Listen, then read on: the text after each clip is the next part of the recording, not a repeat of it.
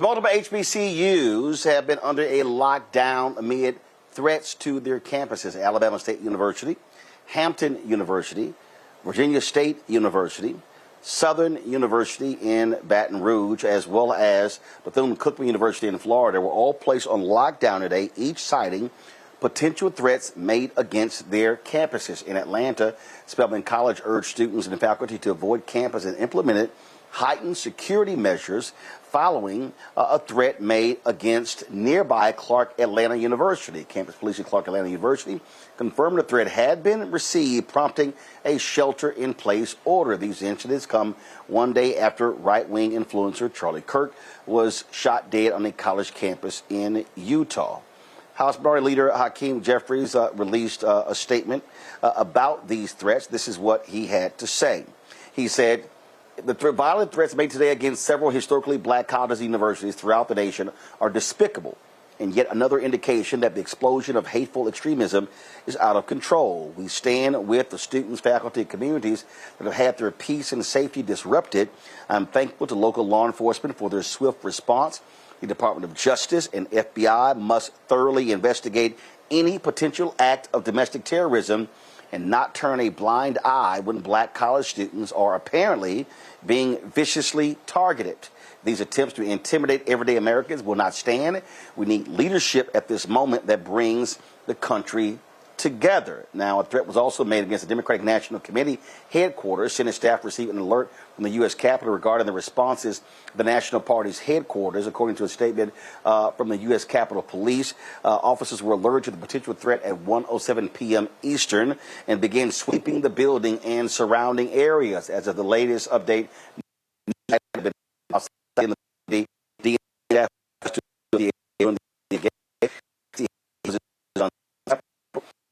Southwest D.C. A DNC spokesperson confirmed that the incident was determined to be a non-credible bomb threat. Now, keep in mind, the DNC headquarters also, they still have not found the person who placed those pipe bombs outside of the DNC headquarters in January of 2021. I want to go to my panel. Greg, I want to start with you. You're a professor at Howard University. Give us a sense of what it felt like on that campus today. Howard was not one of those schools that were impacted. But the thing here, I mean, what does it say that after this day, HBCUs were targeted? I mean, the reality is, in this climate we're in this anti-black climate, HBCUs are a huge target for racists in America. Roland, I'm trying to pick my words carefully here. When the first reports began to filter out earlier today, I went to several of my group chats because, of course, I have colleagues at every one of those campuses, at most of the HBCUs, of course, those students, from most of them. And the reports I got back, some were sheltering in place like Clark. Students at Spelman were locked down for about an hour next door. Morehouse, of course, got a report back, and we were in conversation. And the general sentiment was this: you're not going to intimidate us, and you're not going to scare us. These white nationalists are at war with each other. They've been at war with each other since they left Europe 500 years ago. They are, in moments like this, when they're desperate, in moments like this, they get more and more absurd. And we get pulled into this violence. This is not a nation. It is a country with a lot of different people in it. And if you want to go look for people who are killing people, the last place you should look is historically black colleges and universities. And if you think a few phone calls and some emails that will be taken seriously, of course, but if you think for a minute that that's going to stop us, you know what I did today, Roland? After I checked on my people, and as I was checking on my people, I went to teach my classes. That's what I did.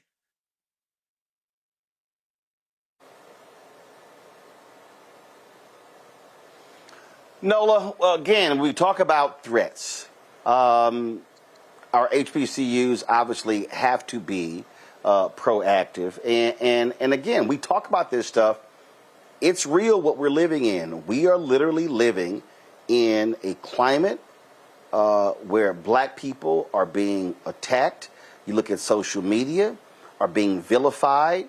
You take one black man who's schizophrenic, who kills a white woman on public transportation, and every black person in America has to be held into account.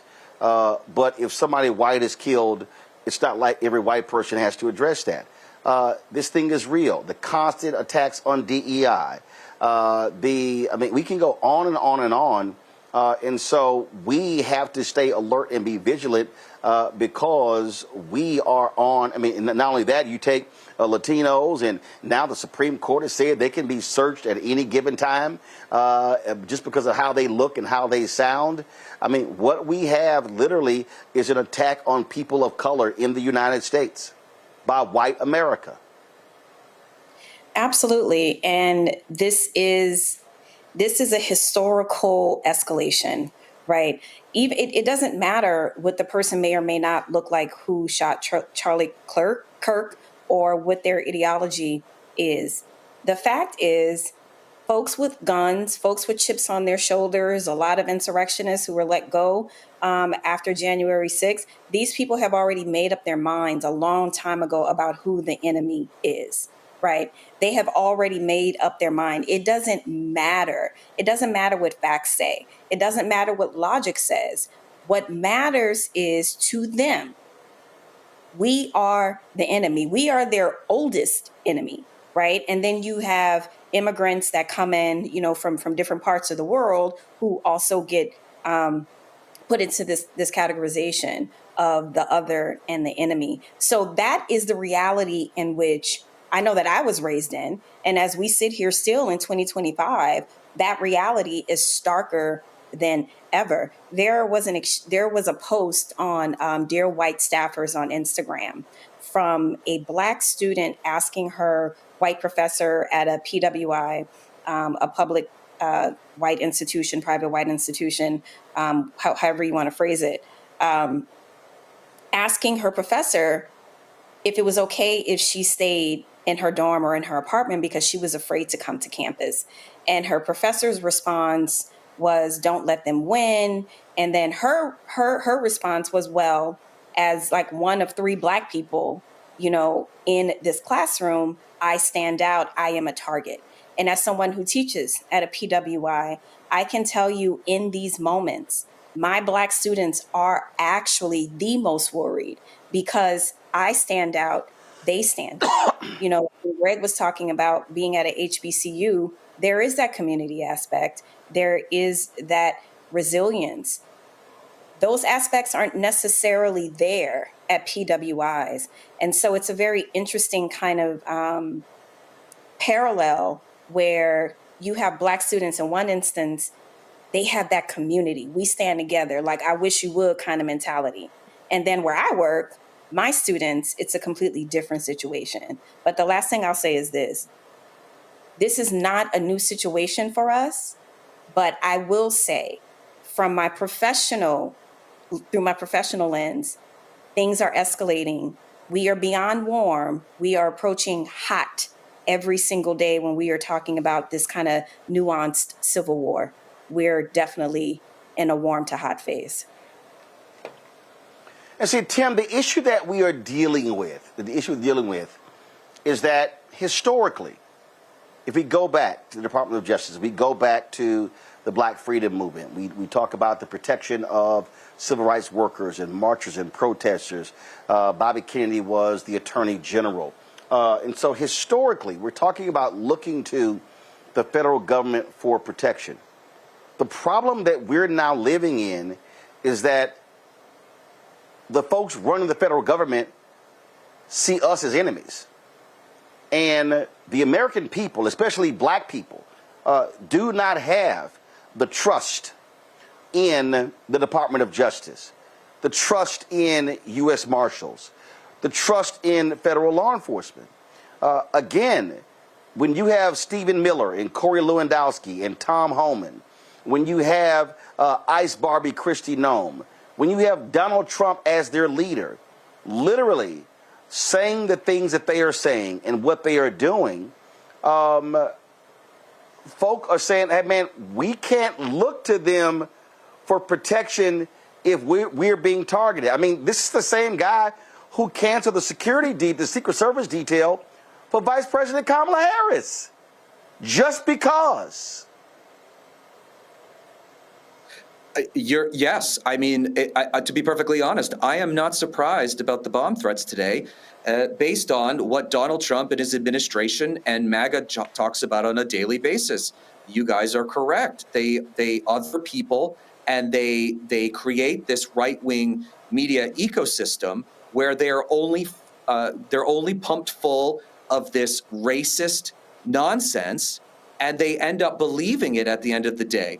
I don't think, if I was a Black American, I would not trust the Department of Justice. They gutted the Office of Civil Rights. I mean, Jeanine Pirro, who is now the acting district attorney or whatever of DC, is saying she's not going to prosecute people who are open carrying. Well, that's a signal to white America. That is not a signal to Black America. Let's be very clear. And it is dangerous rhetoric like this that is putting us in the situation that we are in. The shooting of Charlie Kirk is a horrible, horrible act, but they have been fomenting violence on the right forever. And all you have to do is Google which side is the perpetrator of most political violence in this country. It is not trans people, which they have tried to do. It is not Black Americans. It is, it is the right wing, because they drive people with fear. And fear delivers for them electorally.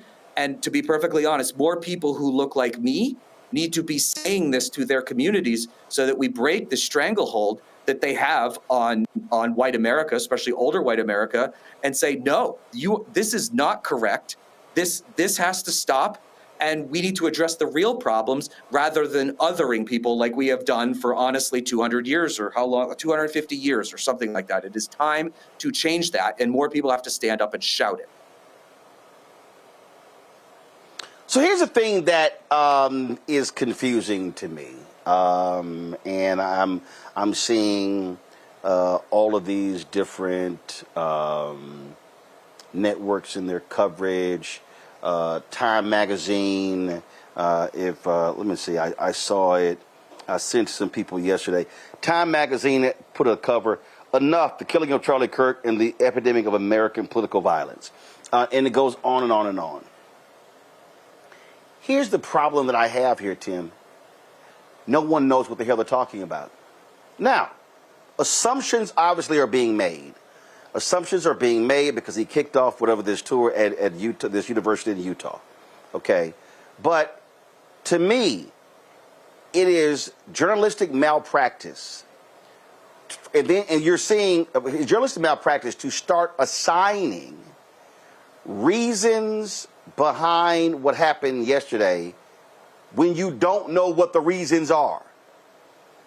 Folks, you have no suspect or suspects. FBI puts a photo out. You've got no manifest. You've got nothing. An early report by the Wall Street Journal about these anti-fascist transgender markings on the inside of the rifle. 20 minutes later, the ATF was like, hey, time out. We haven't checked any of this out. So all of a sudden, and so you're seeing this whole deal. And what I have been saying to people is, shut up. Shut up. You literally don't know what you're talking about. And I just think that when people jump to conclusions, we've seen this before in other stories, when something happens and then it's like, oh, we found out later what the truth was. You don't know. There's nothing wrong with just shutting up and letting law enforcement do what they do. I believe that what you have seen in the last 24 hours with the ramping up of all of this are folk wanting to jump to conclusions. It does not serve anybody to jump to a conclusion. And even Donald Trump did the exact same thing. And this is the problem. When you heighten these things, how about actually waiting for real information? Is it that hard? For a normal, sane person, no, it is not hard. But the reality is that the Republican Party takes their marching orders from Donald Trump.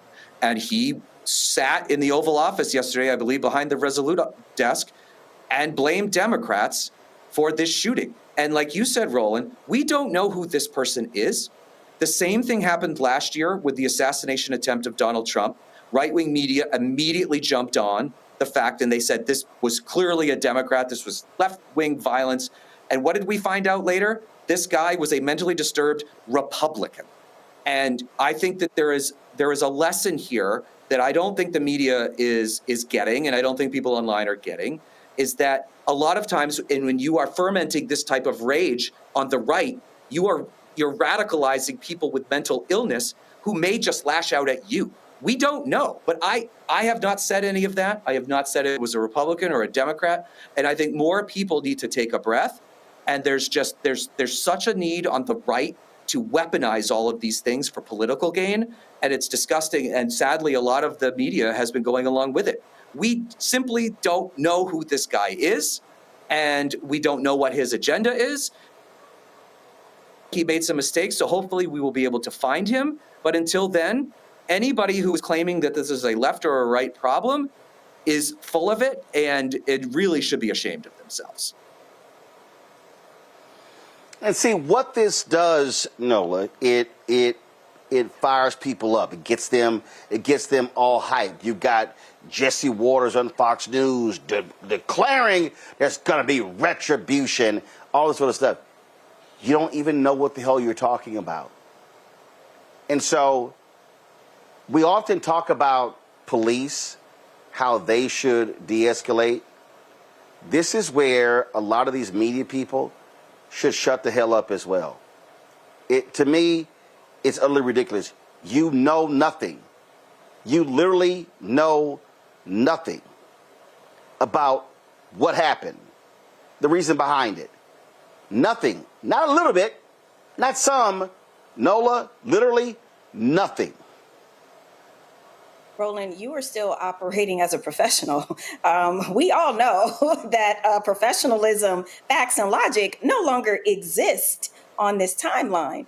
I want to say, two things. I want to say something from through my national security lens, what I see there, and then also from a comms and media perspective in this kind of new media ecosystem where it's rapid response and it's very hard to fact check and to get things correct because you're trying to beat the algorithm, right? You're trying to ride that wave. But from a national security perspective, first of all, to automatically go to, it's the left, it's liberals, blaming Black people. We are the perpetual enemy. It doesn't matter what we do or what we don't do. I want people to first understand the demographics in Utah, because this happened in Utah where there's under 2% of Black people that live in Utah, first and foremost, right? So if there's a Black person perched somewhere with some sort of rifle or some sort of weapon, they will probably stand out. First, let's start there. Secondly, to your point, we don't know anything. So why 2.5 seconds after Charlie Kirk was shot, before he was announced dead, that corporate media, right-wing media, was blaming the left, blaming the liberals? This is dangerous, and it's also strategic. To what end, some people may say? It's exactly this, right? It's the fear on HBCU campuses. It's all the rage baiting that's happened and all the videos and the clips that you're seeing. It's the rapid response. It's the kind of spike in the algorithm. I personally believe that too many people have already bought into this kind of this belief that this is the right way the country should be heading in terms of this is how white people get this country back. It doesn't matter if it's true. It doesn't matter if it's facts. It's about scaring people. It is about terrorizing people. As we sit here today on the 24th anniversary of 9/11, it is about terrorizing people. And that is what is happening. People are traumatized and terrorized, and that is the end goal. That is what's in the toolkit of fascism and totalitarianism, period. I just, again, what I say to people is be quiet.